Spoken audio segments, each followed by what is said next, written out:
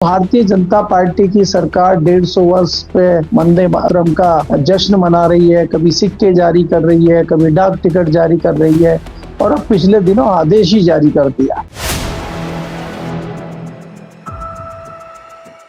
नमस्कार दोस्तों, कैसे हैं आप लोग। उम्मीद है आप सभी अच्छे होंगे।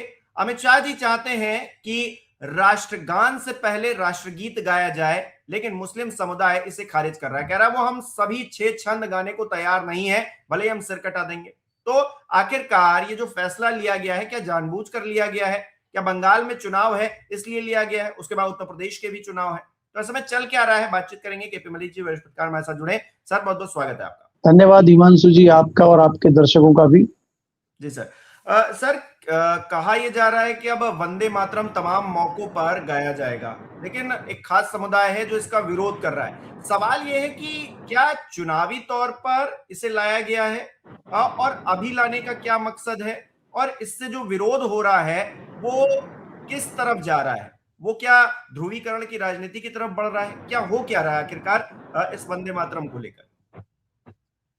देखिए हिमांशु जी, अगर आप वंदे मातरम जो गायन है उसको अगर देखें तो वो आजादी के समय जोश और खरोश लाने के लिए, भारतीयों में, युवाओं में जोश जगाने के लिए, ताकि हम अंग्रेजों के साथ लड़ सकें, उस तरह की चीजों में शामिल रहा है। और उसके आजादी के बाद इसमें थोड़ा बदलाव किया गया था। और जब भारत का संविधान बना और वो लागू किया गया तो उसमें ये हुआ कि इसमें कुछ जो पंक्तियां हैं, कुछ आगे के पैरे हैं, उनमें कई जो धार्मिक जातियां हैं या कई धर्म हैं दूसरे, उनको थोड़ी तकलीफ होती है। उनका मानना यह है कि उनकी भावनाओं को आहत पहुंचती है। तो अगर उनकी भावनाएं आहत होती हैं तो उस समय डिसीजन लिया गया और कमेटी बनी बाकायदा। और जानकारी के मुताबिक मुझे ये जानकारी है कि उसमें तत्कालीन भारतीय जनता पार्टी के जो संस्थापक थे श्यामा प्रसाद मुखर्जी भी उसमें थे, और उनकी भी सहमति इस बात को लेके थी कि इसका सिर्फ एक ही एजेंडा गाया जाएगा। बाकी आगे जो एजेंडे हैं उनमें बहुत बारीक चीजें हैं, उनमें कुछ देवी देवताओं की पूजा अर्चना और शीश झुकाने की बात है, जिसमें थोड़ा सा परहेज करता है मुस्लिम समाज, और सिख समाज भी करता है, वो भी किसी के सामने सर नहीं झुकाता। तो इस तरह की कोई भावना लोगों में ना आए और इस तरह का कोई टकराट ना हो, उसको देखते हुए ये डिसीजन लिया गया। अब आज भारतीय जनता पार्टी की सरकार 150 वर्ष पे वंदे मातरम का जश्न मना रही है। कभी सिक्के जारी कर रही है, कभी डाक टिकट जारी कर रही है, और अब पिछले दिनों आदेश ही जारी कर दिया। तो आदेश जारी करना, इस समय जारी करना, क्या उसके बिना कुछ काम रुके हुए थे? क्या देश में कोई ऐसा काम था कि अगर ये नहीं होगा तो अगला कॉलेज का सेमेस्टर नहीं चल पाएगा, अगला बजट? इतना उतावलापन क्यों है? तो इसके पीछे ये मकसद है कि अभी वेस्ट बंगाल में चुनाव है और वेस्ट बंगाल में बहुत तनावपूर्ण स्थिति है, और लगभग 30% वोट वहां पे मुसलमानों का वोट है। तो उस वोट को थोड़ा छिन भिन करने के लिए, उसको आक्रोशित करने के लिए इस तरह का ऑर्डर आया है, ये सियासी लोगों का मानना है। इससे क्या होगा कि एक रिएक्शन वहां पे आएगा, हिंदू मुस्लिम की टकराहट बढ़ेगी, तलखी बढ़ेगी, तो उसका फायदा कहीं ना कहीं भारतीय जनता पार्टी को मिलेगा, और उसका नुकसान जो मुख्य विपक्षी दल वहां पे है, ममता बनर्जी का, उसको नुकसान होगा। तो इस मकसद से इसको लाया गया है, ये कहना कई लोगों का है। इसका विरोध करने के लिए कई सिख संगठन भी आगे आए हैं। तमाम मुस्लिम संगठन जो है, मुस्लिम पर्सनल लॉ ने भी कहा है कि अगर सरकार इस पर विचार नहीं करती है या इसको वापस नहीं लेती है या इसका कोई समाधान नहीं निकालती है तो हम भी कोर्ट जाने को मजबूर होंगे। दूसरा, जो मुस्लिम धर्मगुरु हैं वो भी इसका विरोध कर रहे हैं। जो जमायत उलेमा हिंद है, उसके जो मदनी साहब हैं, उन्होंने भी इसका विरोध किया कि हम पुरजोर इसका विरोध करेंगे, और हो सकता है कि वो आंदोलन भी करें और आगे की रणनीति भी हो। तो देश में आप इस तरह की परिस्थितियां क्यों बनाना चाहते हैं इस समय पे, जहां देश में कई सारी जरूरी चीजें चल रही हैं? इतनी बड़ी डील अमेरिका की और भारत के साथ हुई है, उस पर कई जगह तनखी चल रही है, आज राहुल गांधी दिल्ली में 17 किसान संगठन से बैठक कर रहे हैं। पूरे देश का किसान समाज, पूरे देश का मजदूर संगठन सड़कों पे उतरे हुए हैं और ऐसे में आप उनकी चिंता ना करते हुए, उनका निदान ना करते हुए आप जो है इस तरह के कानून लेके आ रहे हैं। तो देश में आप क्या चलाना चाहते हैं, क्या करना चाहते हैं, ये देखने वाली बात है। जी। अच्छा, कहा यह जा रहा है कि राष्ट्रगान से पहले राष्ट्रगीत बजाया जाएगा या फिर गाया जाएगा, तो क्या राष्ट्रगान की अहमियत कम करने की भी कोशिश की जा रही है एक तरफ? क्योंकि देशभक्ति के तो बड़े गीत गाए जाते हैं बीजेपी की तरफ से, लेकिन आप कह रहे हैं राष्ट्रगीत पहले बजेगा, राष्ट्रगान बाद में बजेगा और सभी 6 छंद जो हैं वो गाने जरूरी होंगे। देखिए, इसमें हिमांशु अगर आप देखते हैं तो ये भारतीय जनता पार्टी को भी पता है कि इस चीज का विरोध होगा और फिर ये कोर्ट में लोग जाएंगे और उसके पीछे कई सारी चीजें होंगी। कोर्ट इस पर बैन भी लगा सकता है, कोर्ट इसको खारिज भी कर सकता है, कई सारी चीजें हैं। तो भारतीय जनता पार्टी सिर्फ एक मकसद है कि हलचल पैदा करना चाहती है। वो तालाब में पत्थर फेंक के देख रही है कि इसका कितना रिएक्शन होगा। आपने देखा पीछे कि भारतीय जनता पार्टी ने यूजीसी लाने की बात की और यूजीसी का भी इसी तरह ले आए और वो कोर्ट में जाके अटक गया। तो भारतीय जनता पार्टी उसको तह तक पहुंचाने के लिए, उसको मकसद तक पहुंचाने के लिए कोई चीज नहीं करती है। वो सिर्फ एक हलचल पैदा करती है ताकि हलचल पैदा हो जाए और जहां पर चुनाव है वहां पर फायदा उनको मिल जाए। क्योंकि आपको ये देखना होगा कि आने वाले समय में जो 2 स्टेट हैं वो इस चीज से, इस लिहाज से बहुत महत्वपूर्ण है, चाहे वेस्ट बंगाल हो, चाहे आसाम हो और उसके बाद उत्तर प्रदेश भी हो। तो इसमें मुस्लिम बहुतायत में है और मुस्लिमों के ऊपर अटैक करना, इस तरह से उनको जो है प्रभावित करना, ये भारतीय जनता पार्टी का मकसद है ताकि चुनावी हथकंडे अपना के वो चुनाव जीत सके।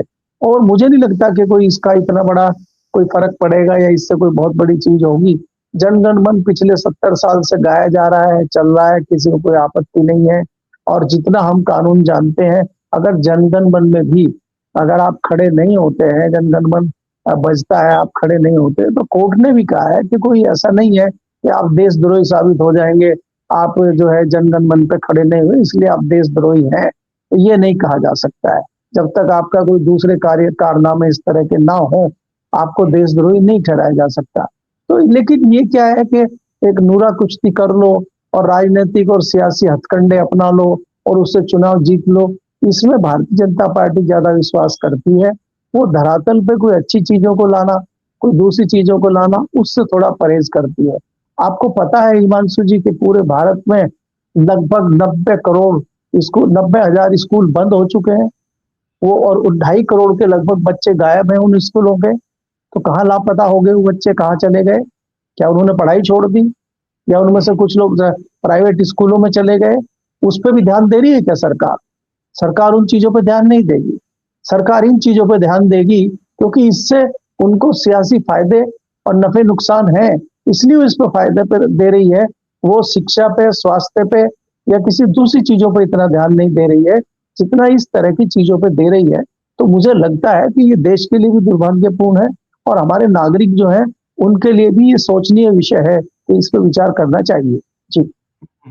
अच्छा, गृह मंत्रालय आदेश लेकर तो आ गया, लेकिन ये कहा जा रहा है कि कोई दंड या कानूनी प्रावधान नहीं है कि आप जो है अगर राष्ट्रगीत नहीं गाएंगे या फिर आप खड़े नहीं होंगे तो आपको कुछ दंड दे दिया जाएगा, आपको कोई सजा दे दी जाएगी। तो एक सौहार्द बिगाड़ने के लिए ही ये चीज लाई गई है, ये समझ में आ रहा है। दूसरी तरफ हम देख रहे हैं संसद में, क्योंकि चर्चा हो चुकी है, लेकिन संसद में वो चर्चा कितनी फलदायक रही ये भी एक सवाल है। और दूसरा, जो संसद में हंगामा हो रहा है, अब तो कहा जा रहा है कि हरदीप पुरी जो मंत्री जी हैं वो उनके खिलाफ नारेबाजी हो रही है। हालांकि संसद तो अब जो है चलेगी नहीं कुछ दिन, और संसद के दूसरे पक्ष में पता चलेगा कि आखिरकार बजट सत्र में कि आखिरकार क्या इसका इंपैक्ट हुआ है। लेकिन सरकार के मंत्री फंस रहे हैं और सरकार जनता को सामाजिक तौर पर उलझा देने के लिए वंदे मातरम का गीत गा रही है।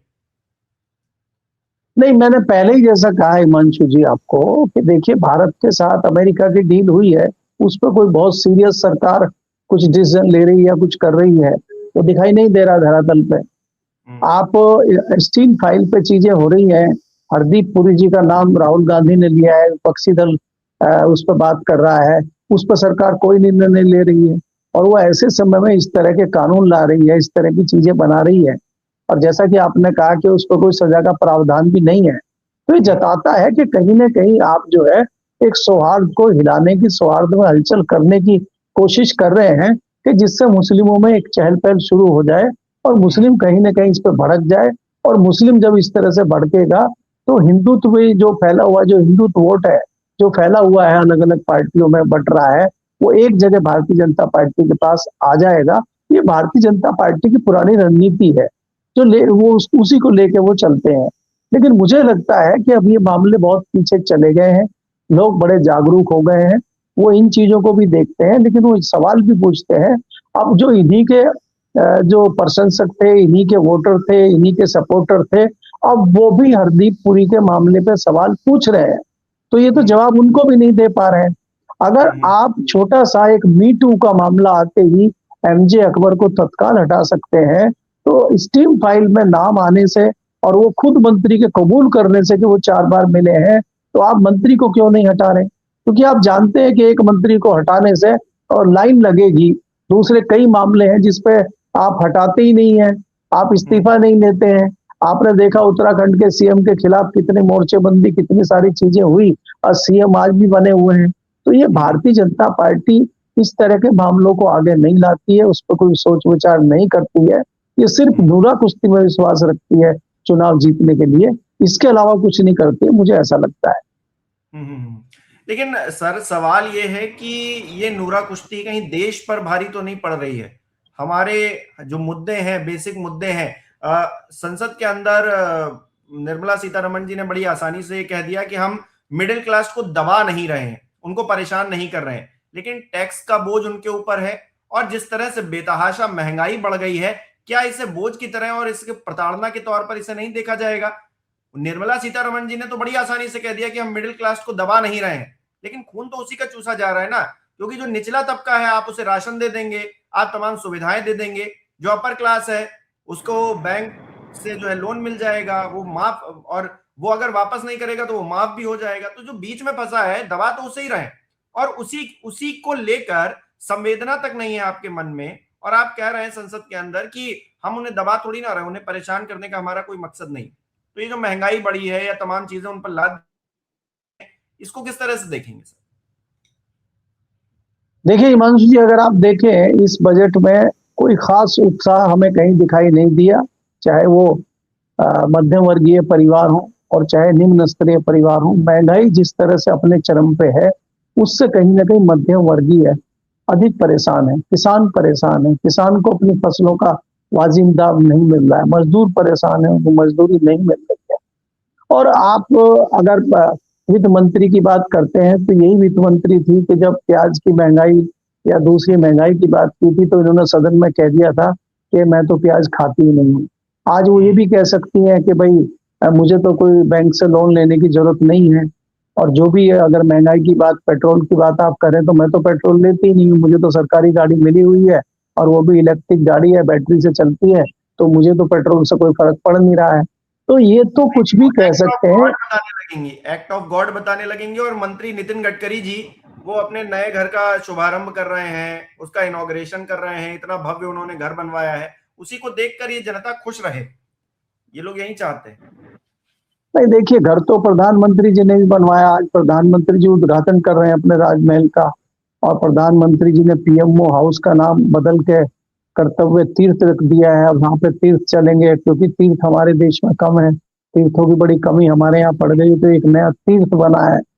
तो ये तो ढकोसलेबाजी में इन चीजों में लोगों को उलझा के रखना चाहते हैं, और जनता उलझती भी है कि जनता को सरोकार ही नहीं है चीजों से। मैंने आपको पहले ही कहा, क्या जिस प्रकार से आपको महंगाई की बात वित्त मंत्री कर रही हैं, चाहे आपने गडकरी का जिक्र किया, वो राष्ट्रीय राजमार्गों की और हाईवे की बात करते हैं, चाहे प्रधानमंत्री जी पीएम तीर्थ की बात करते हैं, आप क्या एजुकेशन की बात भी करते हैं क्या?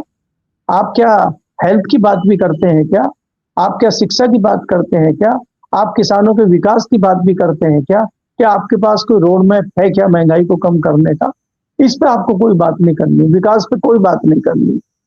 ये पिछले 70 साल के इतिहास में रिकॉर्ड है कि पिछले 10 सालों में बिल्डिंग बनती नहीं है, पुल बनता नहीं है, बनते बनते गिर जा रहा है। गुजरात में कितनी सारी घटनाएं हुई जहां पे पुलों के गिरने के, रोड धंसने के इतने बड़े बड़े केस होते हैं।